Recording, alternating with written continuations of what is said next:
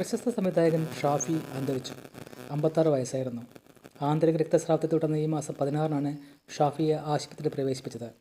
ദിവസങ്ങളോളം കഠിനമായ തലവേദനയും ഉറക്കമില്ലായ്മയും അനുഭവത്തെ തുടർന്നാണ് ഷാഫി ചികിത്സ തേടിയത്. വിദഗ്ധ പരിശോധനയിൽ തലച്ചോറിലെ രക്തസ്രാവം കണ്ടെത്തി. ശസ്ത്രക്രിയ നടത്തിയെങ്കിലും ആരോഗ്യനില വഷളായതിനെ തുടർന്ന് വെന്റിലേറ്റർ സഹായത്തോടെയാണ് ജീവൻ നിലനിർത്തിയിരുന്നത്. 1995 രാജസേനൻ്റെ ആദ്യത്തെ കൺമണി എന്ന സിനിമയിൽ സംവിധാന സഹായിയായിട്ടാണ് തുടക്കം.